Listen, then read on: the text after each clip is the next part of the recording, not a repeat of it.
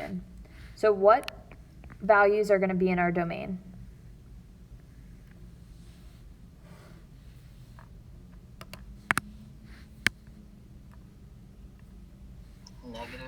-3, 4, 0, 5, and 2. Awesome. So remember, our domain are our x values, so the first number in each of our points here. What about our range? What numbers are going to be in our range?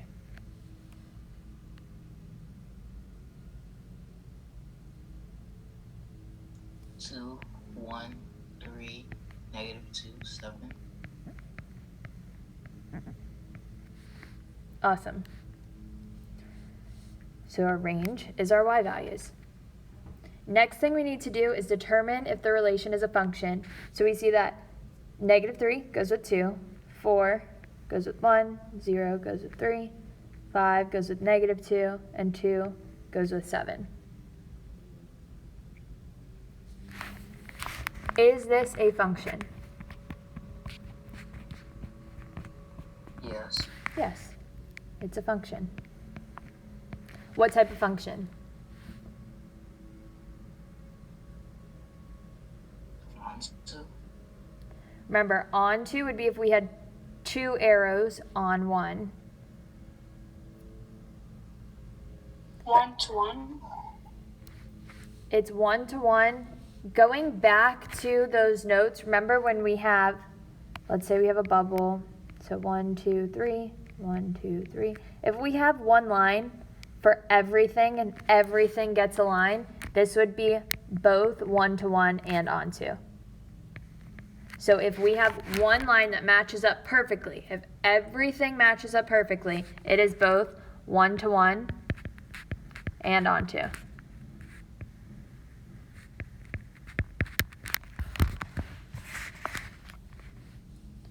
So remember, it matches up perfectly when it's both.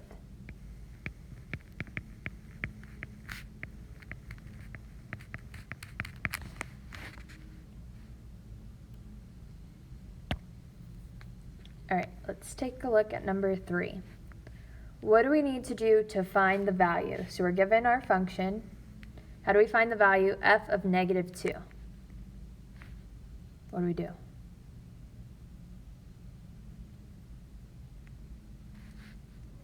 Wouldn't you plug in the numbers? Awesome. Like the -2 goes into the x? Perfect. We plug in the -2 every single time we see an x. So we have 3 times -2. This is cubed minus 2 times -2 plus 7. So we're plugging in -2 every single time we see an x. What is -2 cubed? So this here.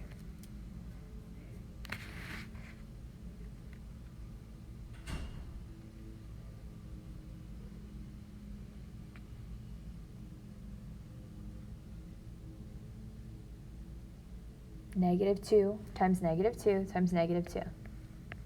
Is it -6? Let's start with the first two. What's -2 times -2? 4. It's 8. 4. And then 4 times -2 would be -8. So this is 3 times -8 minus 2 times -2 plus 7. In our PEMDAS, what do we do next?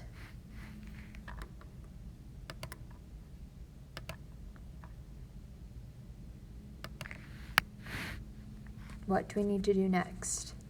Following PEMDAS. The parentheses. The parentheses, but what are we doing with those parentheses? Multiplying or distributing. Right, we're multiplying. So we have 3 times -8, which would be -24. And then we have -2 times -2, which becomes a plus 4, and then plus 7.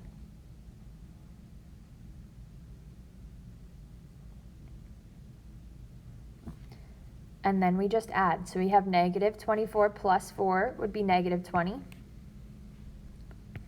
Plus 7, this would be -13.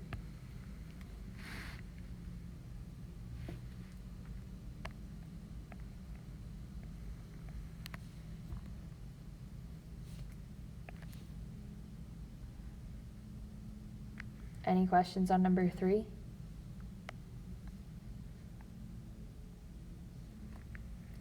All right, let's do number 4. So what do we do with number 4?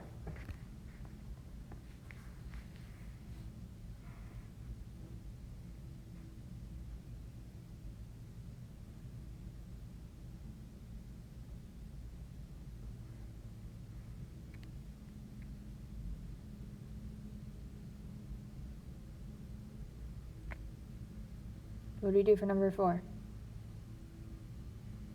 We're doing the same thing we did for number 3, but now we have 2y instead of negative 2. So we just take 2y and plug it in for all of the x's. So f of 2y is equal to 3 times 2y cubed minus 2 times 2y plus 7. So all we did was plug in the 2y in for our x's. Since 2y has a variable in it, our answer here will have a variable in it. So our answer will have these y's. What is 2y cubed?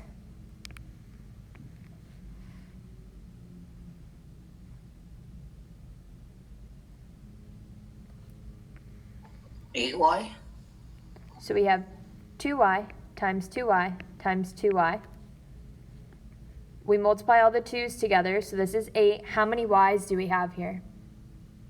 3. So 8y cubed.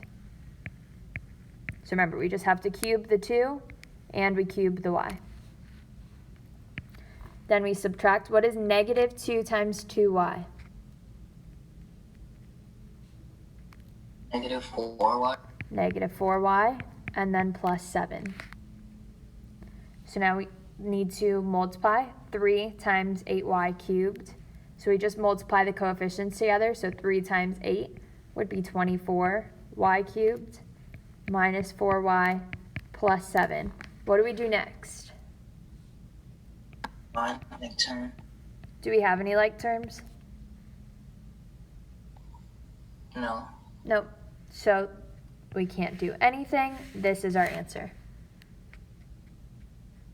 So if we have no like terms, we're done. If we did have like terms, we would need to combine them, but we don't have any, so we can stop here.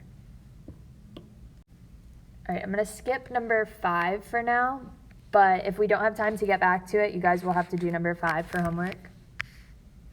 So let's look at number 6.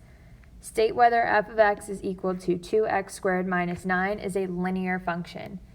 Is this a linear function?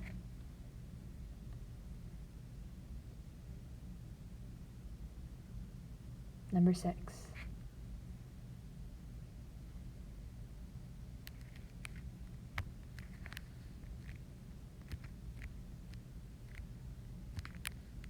Is it a linear function?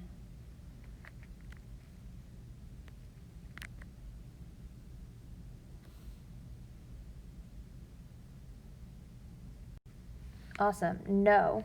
Why is it not a linear function? Because x is b squared. Awesome, because we have that x squared. So the squared makes it not a linear function. In order for it to be linear, we need everything to have the power of 1.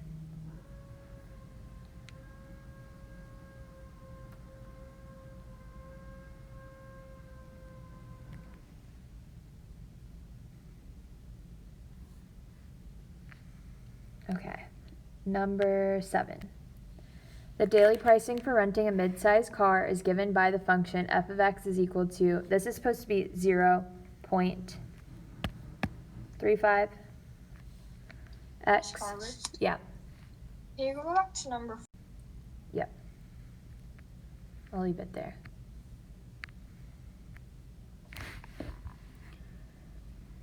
So 0.35x plus 49, where f of x is the total rental price for a car driven x miles. Find the rental cost for a car driven 250 miles. What do we do with this 250?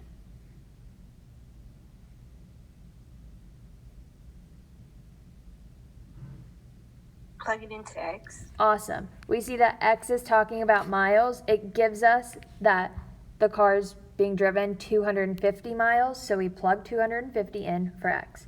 So we have 0.35 times 250 plus 49. So what do we need to do first here to solve this? Wait, we don't need to write f of x? We can, but we don't need to. But instead of f of x here, this would be f of 250 because we plugged 250 in for x. So this is the same type of problems that we were doing before for 3 and 4, but it's just a word version of the problem. So what do we need to do first here to solve? Will we have word versions on the test? Yep. That's why we're practicing them now in the review. What do we do first to solve?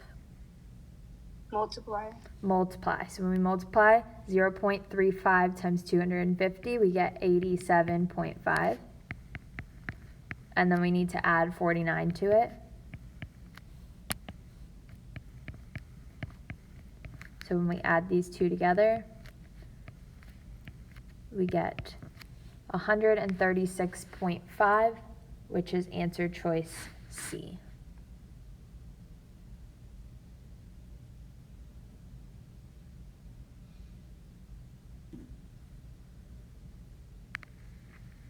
Any questions on that one?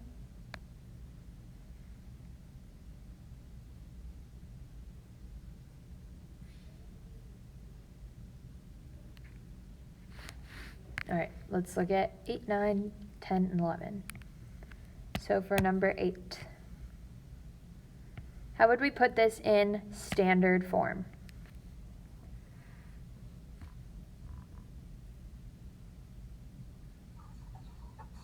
Um, 6x is A, y is B, and positive 5 is C. Awesome. So you skipped a couple steps, but yes, you're right. So we add 6x to both sides. So we get 6x plus y is equal to 5. So remember, our a comes in front of the x, our b comes in front of the y, and c is our constant. So standard form would look like ax plus by is equal to c. So this is standard form. So once we get it into that form, now we can list our a, b, and c. So our a was 6. What did you say our b is? Y. Remember, it's the number that comes in front of y. So what's in front of y?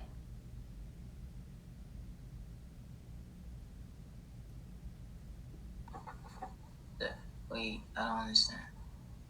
So our b is what comes in front of the variable, so it's our coefficient.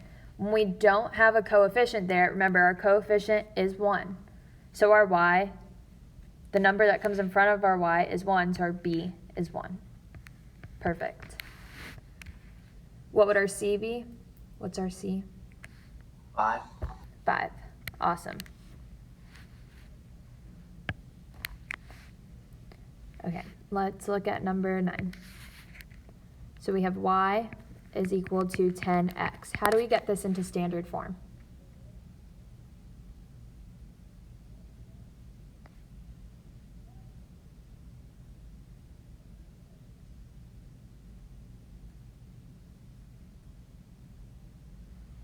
Flip it. We don't need to flip it. How do we get that 10x to the other side? Because we want our x and y's on the same side.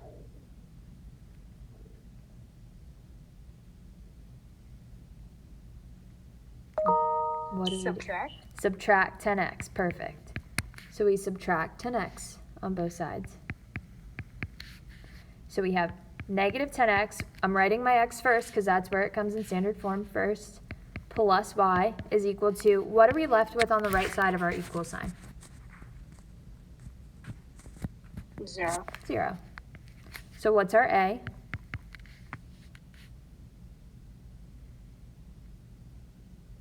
Negative 10. What's our b? 1. And what's our C? 0. Awesome. All right, I'm going to skip 10, but you guys have to do that one for homework. So let's look at 11. 11 is already in standard form, so what's our A, what's our B, and what's our C?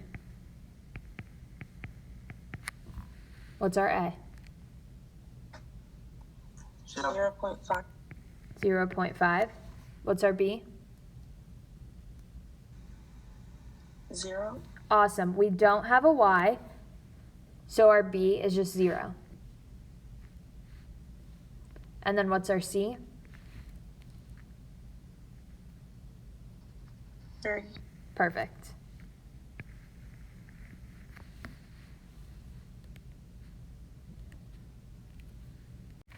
So when we subtract y from both sides, we have negative 5 over 8x minus 2y is equal to 11. So we needed to do the inverse of addition. Since this was positive, it's being added. So we subtract 2y on both sides. Now this is standard form, and we just need to list our a, b, and c.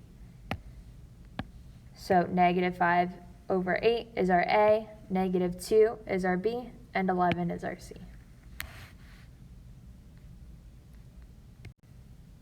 Any questions from this page?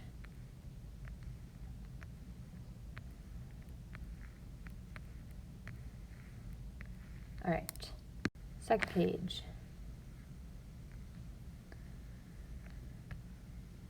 All right, so number 12 and 13 still deal with 2.2.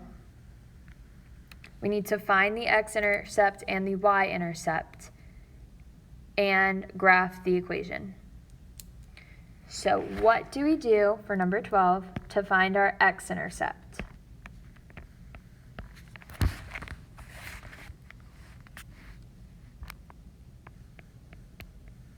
How do we find our x-intercept? Make y 0. Make y 0. So it's always the opposite. If we're asking for our x-intercept, we make y 0. So we have 4x minus 3 times 0 plus 12 is equal to 0. 3 times 0 is just 0. We can get rid of it. So we have 4x plus 12 is equal to 0. How do we solve for x now?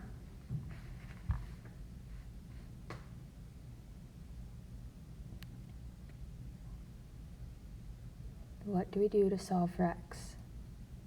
Subtract 12. Subtract 12. So 4x is equal to negative 12.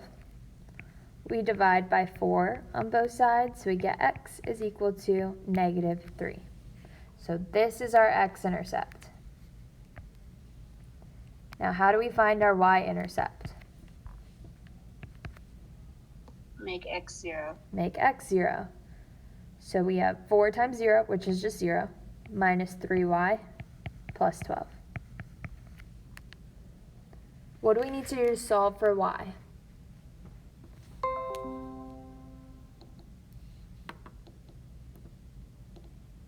Subtract 12. Subtract 12. So we have negative 3y is equal to negative 12. What do we do next?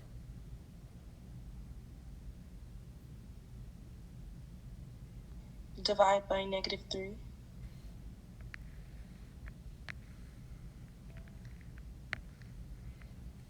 Divide by negative 3. So y is equal to, what is negative 12 divided by negative 3?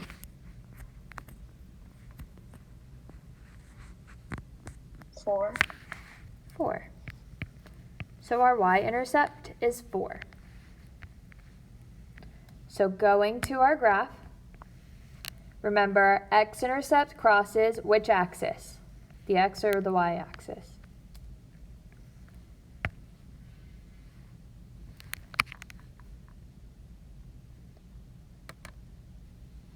X-intercept crosses which axis?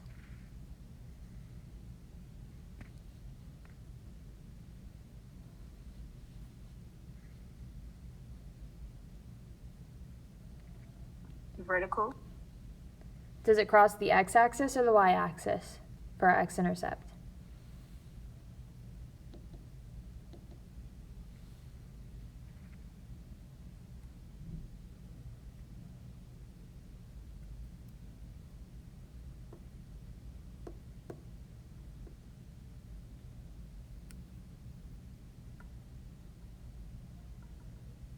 Wait, we have to graph it, right? Yep, that's what we're doing.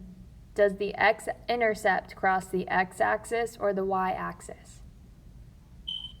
X-axis? The x-axis, that's why it's called the x-intercept. It crosses the x-axis, which is the horizontal one.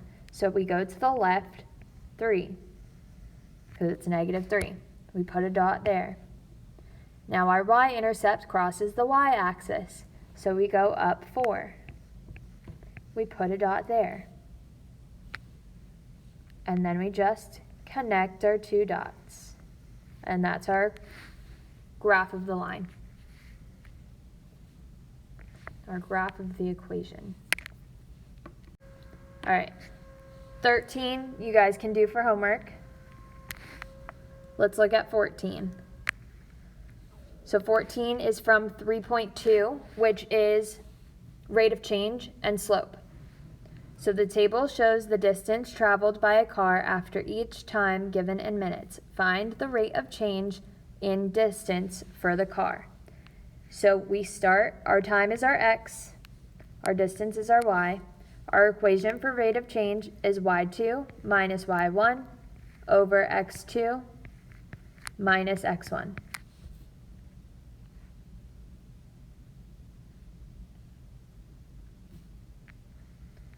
So what value do you think our y2 is going to be? 100. 100. So this is our y2. Our y1 is our start, so this 20 is our y1. What's our x2? 75. Awesome. This is our x2. And then what's our x1? 15. Perfect. This is our x1. So we see that our x1s go together, our x1 and y1 go together, and then our x2 and y2 go together. Now we just plug everything in into our equation. So we have 100 minus 20 over 75 minus 15. What's 100 minus 20?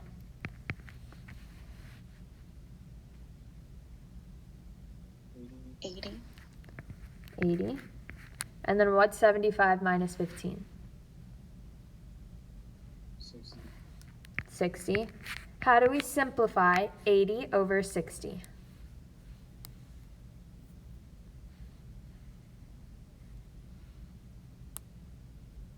Divide by 2. Divide by 2. So 80 divided by 2 would be 40. 60 divided by 2 is 30. Can we simplify 40 over 30? No.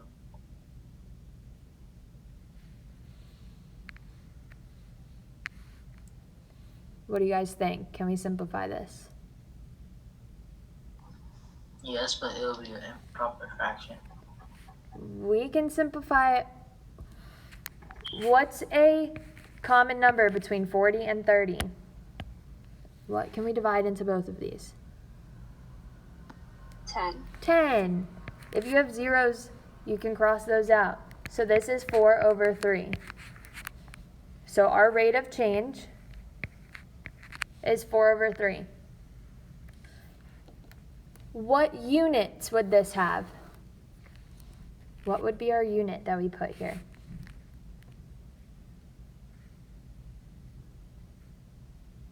What was our unit for what's on top, our y values? Miles. Miles. And then what's our unit for what's on bottom? Minutes. So we are going 4/3 miles per minute. So for your units, you just think, what's the unit on top? Our y's dealt with miles. Our x's dealt with minutes. So we have miles over minutes.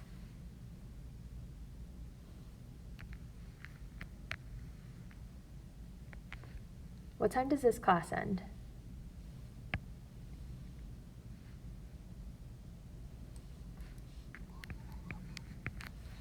I think it ends now. Oh. All right. Well, the rest of them, you guys know what to do. For the ones with points, you just have to list your x1, y1, x2, y2, and plug them into your formula. You have y2 minus y1 over x2 minus x1. In 19, you can do the same. Just pick any 2 points here. It can be any points. Whatever 2 points you want to pick. You can use the same formula, or if it gives you the picture, you can do rise over run. All right, so you guys have 15 through 19 to do as homework and the ones that we circled.